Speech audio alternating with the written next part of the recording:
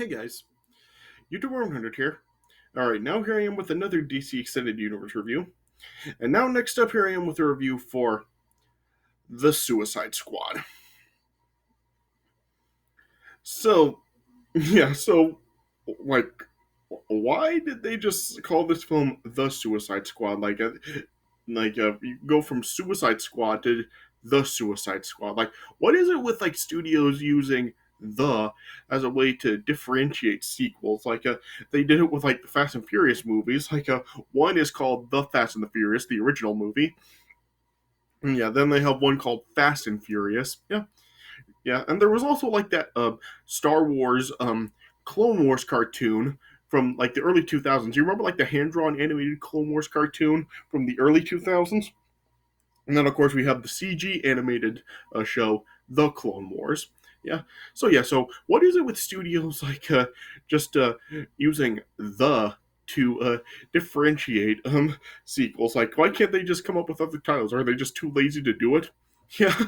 So I just find it like very strange that they just like called this film The Suicide Squad as a sequel to Suicide Squad. Yeah, just find that like very odd. All right, but anyway, yeah. So this movie it was released a couple years ago in August 2021. And like I said in my last review, like when Wonder starting with Wonder Woman 1984, I wasn't really following DC films anymore at this point. I stopped following them like pretty much like during the pandemic. So I didn't follow this film yet, and I don't even remember like this film really being advertised at all. Like I don't even remember it getting released. Like I didn't really hear anybody really talking about this film's release. So I guess like a lot of people really just didn't even realize that this film came out. At least I didn't. I don't know about like anyone else, but yeah, I just really don't even remember this film really getting advertised. Yeah. Yeah. But yeah, like after it came out, like hearing about it, as I was kind of seeing like who was actually in this film, I was really under the understanding that this film really was really like more of a loose sequel to the first Suicide Squad movie, and not really gonna really continue on with the events from the first film. And yeah, that is what this film did. Yeah, it wasn't really like a continuing the events in the first film at all. It was completely different. Yeah, I mean, its setup is pretty much the same thing as the first film. It really is about like a whole bunch of villains that are locked up in the same prison as the ones in the first film were. And they're um, assigned to complete a task in exchange for lighter sentences. So it does pretty much have the same premise of the first film. Yeah. Yeah, and overall, this is definitely a much better film than the first film was. Yeah, like I said, like the first film really just really was just not really that interesting, and it really just was a really kind of like just not all that great. Like it was another film like the early DC films that really did fail to deliver. But this one is a much better film. This film is just the story is told a lot better. It's better written. The performances are better, and yeah, it really is just an all around better film. Yeah. So this film really does seem to have more of the Guardians of the Galaxy style feel to it than the first film did, and that's not really surprising as this film was written and directed by James Gunn. So I did find it interesting to see James Gunn actually did this film. Yeah. This was during the time when Marvel had temporarily dismissed him from Guardians of the Galaxy 3. So in that time, James Gunn came to DC and did this film. Yeah, and he really did do a good job with it.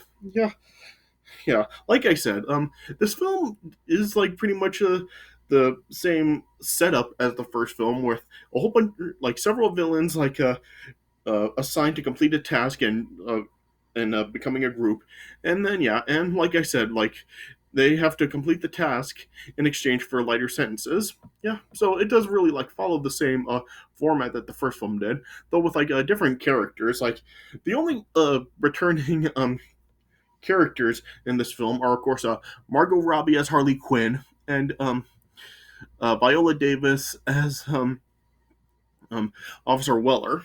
So yeah, they're really like the only two characters from the first film to actually reprise the roles in this film. Yeah, everyone else is like a completely different. Like this film has cast members like Idris Elba, John Cena, Joel Kinnaman, Sylvester Stallone, David Das Melchian, Daniela Melchior. So yeah, so the film, as you can see, does have like a totally different cast of characters than the first film did. Yeah, and this film like has villains such as Bloodsport, Peacemaker.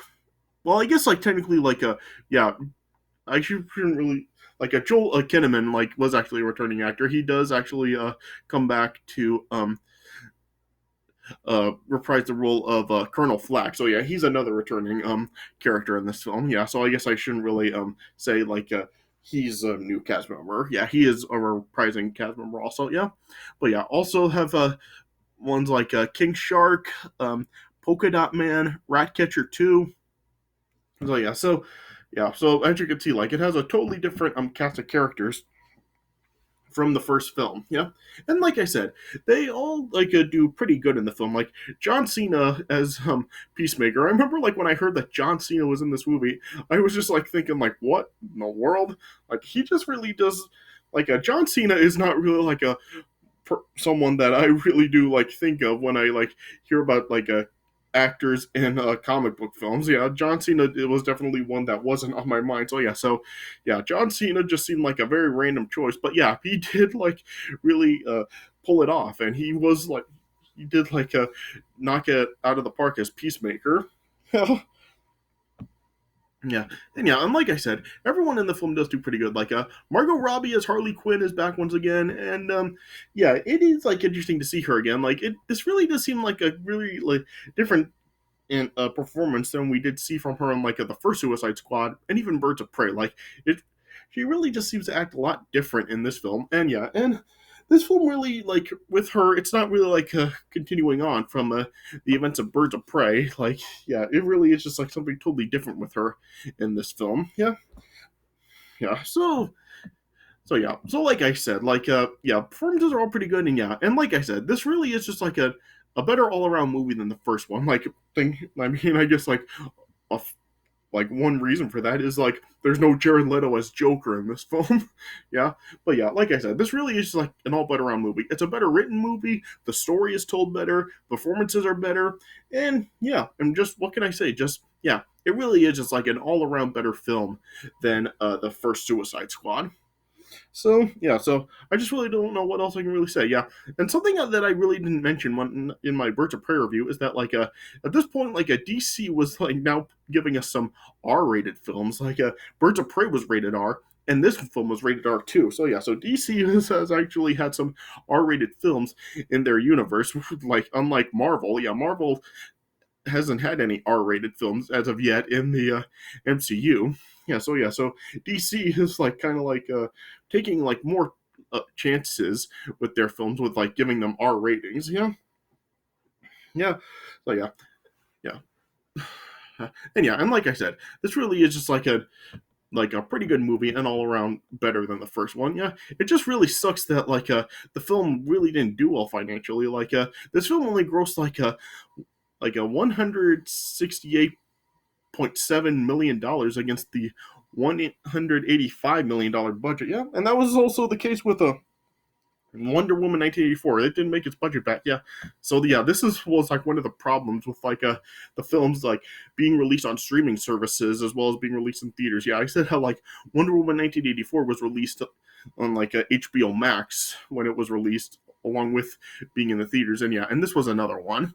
So yeah, so it really is just like yeah, this is like one of the problems with like the whole streaming service thing when they're like originally released. Like because of that, like the films really don't make as much money. So yeah, so this is another reason why I feel that like uh, they should really stick to the theater release rather than watching these films on streaming services when they're first released. So yeah, Yeah. But anyway, yeah, I'm not really going to get into that. Yeah. But yeah, this all around, yeah, like I said, is a really good movie. And yeah, definitely the better of the two Suicide Squad films. So yeah, so I would give this film probably 3.5 stars out of 4. Yeah, really just like a really good movie. All right. So yeah, so don't really know what else I can really say about it. So yeah, so I'll just start talking about the film. All right, so yeah, so as it opens up, it shows how like Officer Waller has like assembled two other Task Force X teams now, which are like known as the Suicide Squad, of course, in the Bell the Penitentiary. Yeah, and yeah, and of course, like they're assigned to carry out missions in exchange for shortened sentences. Yeah, and apparently, like there's now two different Suicide Squad teams that are put together, and neither team is aware of the other one's existence. Yeah, and yeah, and it shows how like they're sent out to like um the South American island and nation of Cordo Maltese. Is that how it's said? Yeah, and yeah, they're sent to go after or well, yeah, they're sent out there, yeah, and it shows how like the government is overthrown by an anti-American regime, and so the teams are really tasked with destroying its Nazi era style laboratory. Otenheim, is that how it's said? Yeah, and yeah, apparently like the Odenheim is housing a secret experiment known as Project Starfish. Yeah, but yeah, but then like one team is like almost entirely wiped out. But yeah, it shows how like Colonel Flag and Harley Quinn are like part of that team, and they end up surviving the attack. Yeah. Yeah, but yeah, then like with the first team being ambushed, the second team is able to enter undetected, and then yeah, and it shows how like um some of these other team members that are part of this new Suicide Squad team, they're led by the assassin Bloodsport, and like he is like um Officer Waller pretty much like blackmails him into like joining the team in exchange for them to like drop the court trial of his estranged daughter Tyla. Yeah, and yeah, and it shows how like this new team also consists of Peacemaker, uh, King Shark, Polka Dot Man, and Rat Catcher 2. And yeah, they're like they mentioned how like her father was Rat Catcher 1, but he's now dead. So yeah, she's now like labeled as a Rat Catcher 2. So yeah, so yeah, they're like assembled as like the new Suicide Squad team, and they're sent out to um, uh, Corto Maltese to take out the Otenheim. Yeah, and John Cena as Peacemaker, he is pretty much like the comedic one of the team. Like, yeah, he is like the one with like a lot of the comedy, like similar to like how Batista is as Drax in Guardians of the Galaxy. Yeah, John Cena is basically the equivalent of Drax in this movie. Yeah, and then uh, then I'll as the team is sent out, Waller like assigns them to find a Colonel Flag.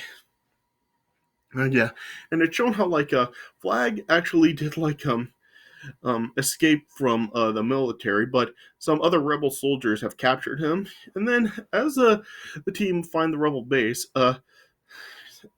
they take out the soldiers, and they eventually find a Colonel Flag, but then they learn how like um Colonel Flag has now actually been saved by the, the leader of the rebellion, named Sol Soria. I think that's how it's said. Yeah, yeah, and yeah, then like Sonia like agreed to actually help the team infiltrate the Hotenheim in Heim, where they will actually be able to capture the um the project's elite scientist, who's known as the Thinker. Yeah.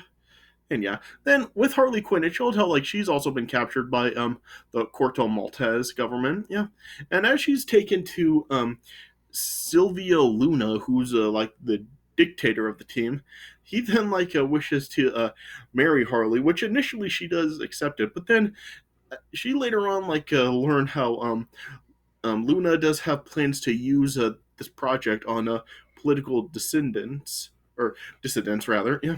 Then eventually Harley ended up killing him. Yeah. Then as the team then eventually learned how Harley was captured as well, they're trying to find her, and then it showed how Harley was still imprisoned in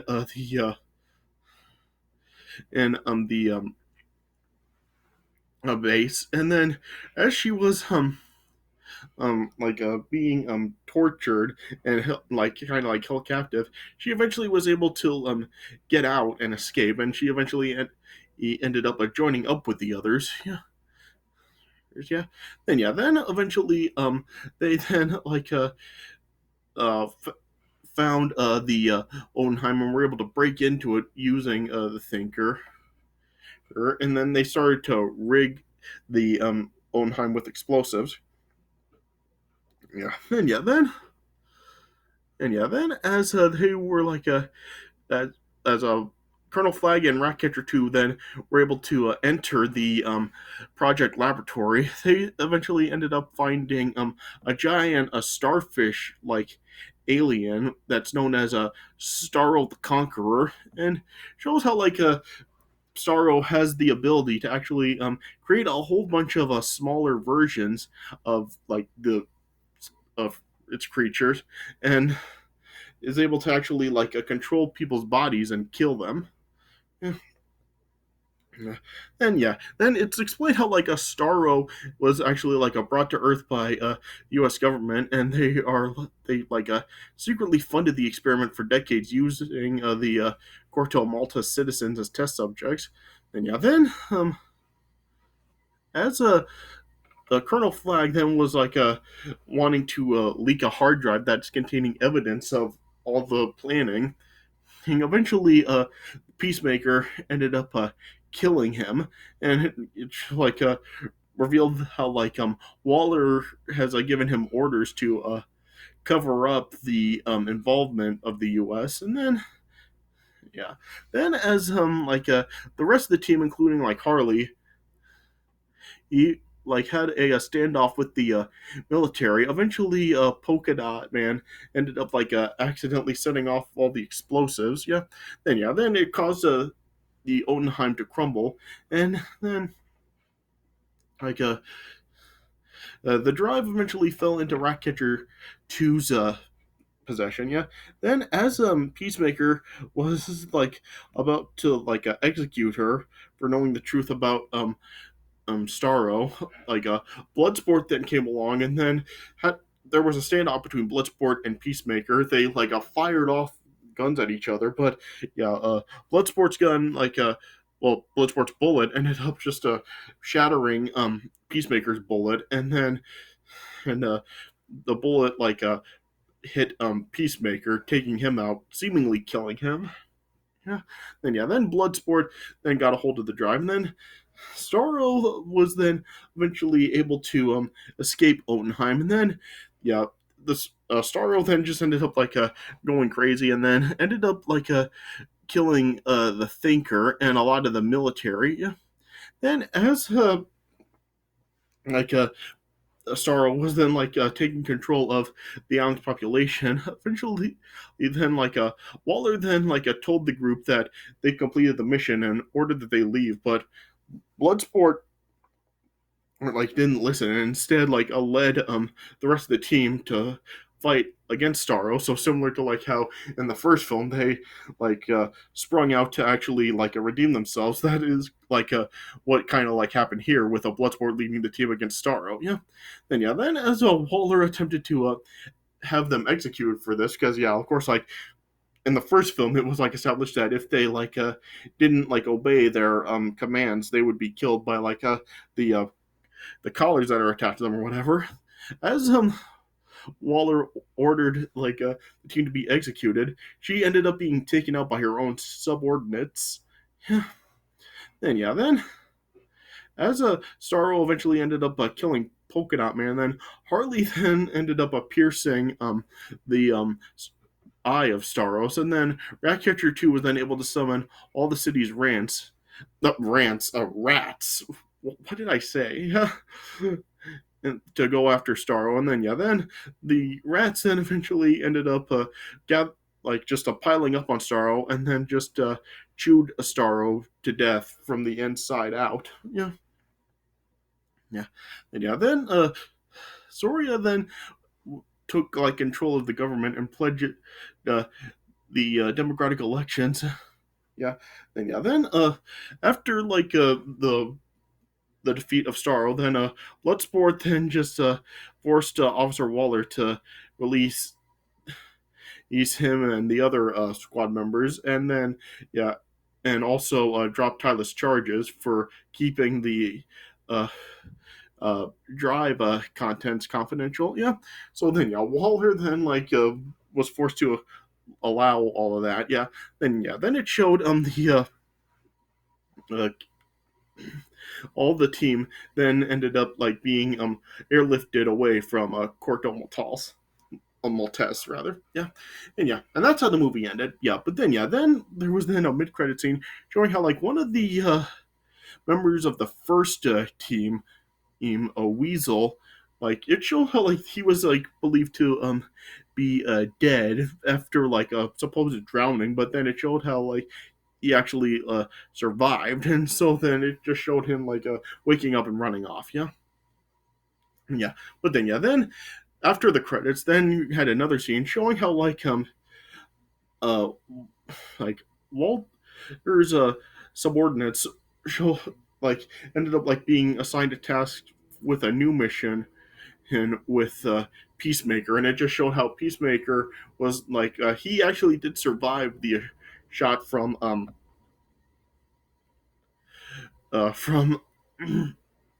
Bloodsport, and it showed he was now recovering, and they were just assigned to work with him on a new mission, and of course this was a teaser to lead up to the Peacemaker show that's now on Max. So this was just a teaser for that, but I'm not going to be talking about the Peacemaker show, I'm not talking about any shows here. This is strictly for films from DC, so I won't be talking about that, but like I said, this really was a really good film. It's much better than the first one. Like I said, it's just all around better. It's better, has a better story. It's better written, has a better direction, has better performances.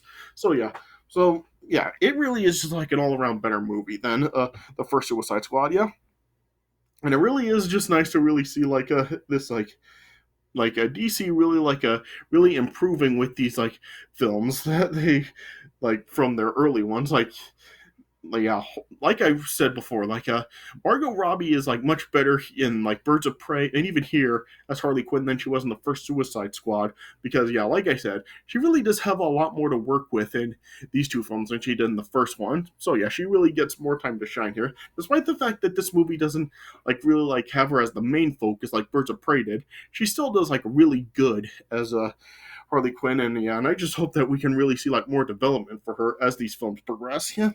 And will there be a third Suicide Squad movie somewhere down the road? I don't know if the Peacemaker show has actually teased that at all. I haven't actually watched the Peacemaker show, so I don't know if that has any teases for another Suicide Squad movie in the future.